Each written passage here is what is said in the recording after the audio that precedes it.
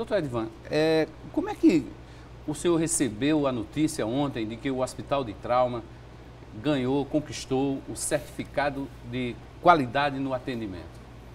Na verdade, para a gente foi uma surpresa pelo resultado, pelo empenho, mas a gente já vinha com um trabalho que se iniciou, na verdade, em 2011, em julho de 2011, a partir da entrada da gestão pactuada da Cruz Vermelha Brasileira e Governo do Estado, e nós já estávamos na terceira inspeção, Hermes. Então, sempre quando há uma inspeção, há uma verdadeira dúvida se vai haver a qualificação ou não. A primeira inspeção de todas foi ainda em 2012, em que se levantaram os itens que precisavam ser abordados. Para que o telespectador tenha uma ideia, são mais de 1.200 itens que são avaliados no hospital, entre todos os critérios.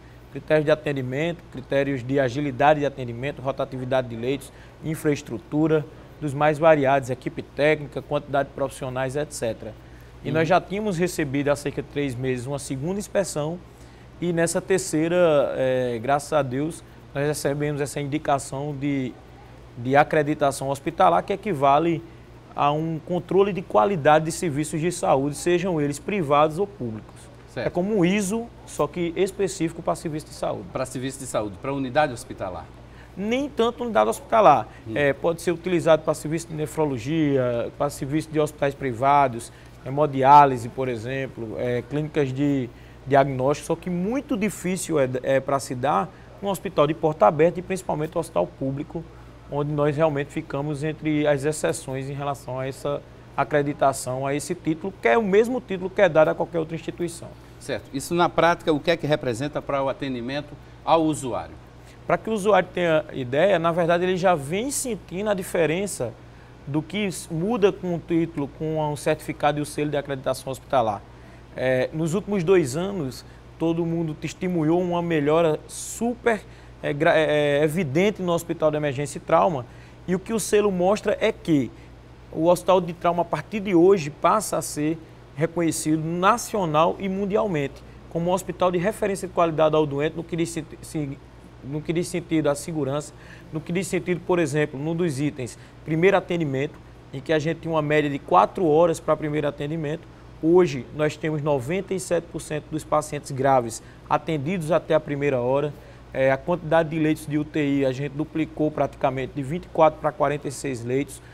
É um hospital que tem especialistas em plantões presenciais e não plantões de sobreaviso. Então são esses os critérios que o cidadão sente, evidentemente, e que foram avaliados pelas comissões que analisaram para que finalmente desse o crédito, a acreditação a nível 1, que foi o que a gente conseguiu ontem. Certo. O que é que representou no funcionamento do Hospital de Trauma a inauguração dessa unidade aqui no centro, na Avenida Princesa Isabel?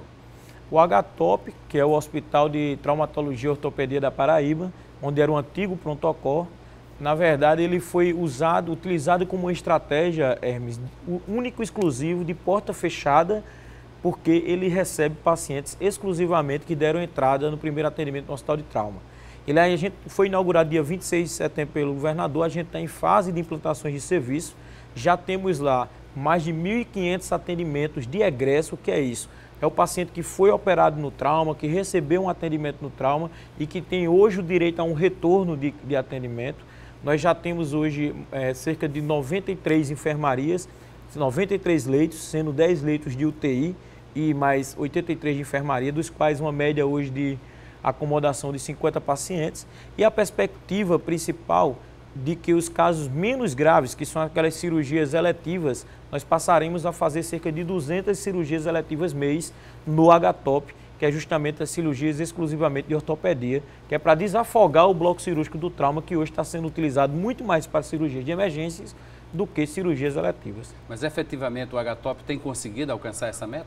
Nós vamos começar com o bloco cirúrgico agora em janeiro, que a gente estava sentindo o serviço. Nós temos lá um serviço de hemodiálise também que vai ser implantado, hemodiálise não, de hemodinâmica, para que seja implantado a partir do ano que vem também. Toda essa aparelhagem já está equipada no hospital, mas como tudo que se inicia, a gente tem que fazer as coisas gradativamente. Não adianta se iniciar sem ter o controle de qualidade. Então o egresso já está funcionando, as enfermarias já estão recebendo pacientes, a nutrição é toda independente, um refeitório próprio. E aí a perspectiva é em janeiro o bloco cirúrgico, com 200 cirurgias mês, e até março a gente iniciar a hemodinâmica com exames de imagem de angiografia, tanto cerebral quanto de membro inferior, e no outro momento a angioplastia cardíaca, que é o que a gente pretende. Qual é a média de atendimento hoje do Hospital de Trauma de João Pessoa? O Hospital de Trauma atende cerca de 5.500 a 6.000 atendimentos mês, sazonalmente, fim de semana, muito mais que dia de semana, e desses atendimentos, cerca de 38% é exclusivamente acidente motociclístico, que é o carro-chefe hoje que dá entrada no Hospital de Emergência e Trauma. Dos 6.000 atendimentos, dessa média de 6.000 atendimentos, quase 40% é relacionado a acidente com motos. Exatamente. Não é isso? Não é nem acidente automobilístico, é realmente um acidente exclusivamente de moto. De motos. Né? E isso superlota, de certa forma, esse atendimento? Com certeza. A gente tem um fim de semana que nós temos cerca de 150 a 180 atendimentos de moto, exclusivamente acidentes de moto, no sábado e no domingo. Isso quer dizer que são 90 em média por dia, entre 70 e 90. Imagina o que é você toda hora receber 3, 4 acidentes desse tipo. Então, realmente, a área vermelha fica super carregada em virtude disso. A gente ainda consegue rodar muito, porque hoje o Hospital de Trauma, em 2010, faziam 330 cirurgias mês. Nós estamos agora fazendo 1.050 procedimentos mês e ainda assim fica aquém da necessidade, porque a demanda aumenta a cada dia, infelizmente. Certo. No caso dos automóveis, essa demanda diminuiu com lei seca, com essa legislação toda mais rigorosa, com as campanhas de prevenção, campanhas educativas? Com certeza. Foi tomada uma estratégia aqui na Paraíba, um comitê de trânsito, comitê Vida no Trânsito, que chama-se, e que envolve vários setores institucionais, ONGs e também setores privados. E aí a lei seca, a operação lei seca também foi implantada junto com o BPTran, e houve realmente uma queda drástica de acidente de carro. Então a gente hoje tem 76% a menos acidente de carro do que no ano 2011, e em outros acidentes como atropelamento, etc., também tivemos diminuição. O que realmente não diminuiu, que estabilizou, foi o acidente motociclístico. Apesar das condutas proativas, as condutas coercitivas de fiscalizar, de multar, ainda assim, infelizmente, ainda tem um aumento mensal, anual de vendas de motocicletas e também daqueles passageiros, Hermes, que não têm a consciência da maioria das vezes que os pacientes entram é por culpa realmente do condutor da moto. E muitas poucas vezes ele foi vítima. Geralmente ele está alcoolizado, ele não usa o capacete, ou então que aumenta o índice de mortalidade em 80%, ele além de ingerir bebida alcoólica, conduz a moto sem capacete. Isso é um agravante, né, na condução da motocicleta. Porque se há uma situação de dificuldade mais rigorosa, de uma fiscalização mais rigorosa nos motoristas de automóveis, né, e essa fiscalização deveria ter sido feita também em cima de quem dirige motocicleta. Exatamente, não só a conduta educativa e a fiscalização, mas como também a prevenção até a nível de autoescola. Infelizmente, nem todas as motocicletas elas têm a necessidade de obrigação de habilitação. Então, são aquelas que chamam-se de cinquentinhas. Infelizmente, os pacientes que dão entrada no trauma hoje são muito mais de motos de pequena cilindrada do que os de alta cilindrada. São esses que têm acesso a esse, então eles não têm até condição técnica de saber conduzir. Então, infelizmente, eles ingerem, como eu estava dizendo, ingerem bebida alcoólica, ultrapassam o sinal vermelho, entram na contramão, conduzem com vários passageiros. Então, um leque de situações que realmente corroboram para que ocorra o acidente. Então, o trauma hoje, ele não só recebe da região metropolitana, como também está vindo das duas regiões de estados circunvizinhos, Rio Grande do Norte e Pernambuco. Então, a nossa demanda tem aumentado, Hermes, 47%. Em relação a 2012, e de 2012 em relação a 2011 já tinha aumentado 33%. O senhor disse que são 38% desses acidentes são de motos, do total de atendimento do Hospital de Trauma.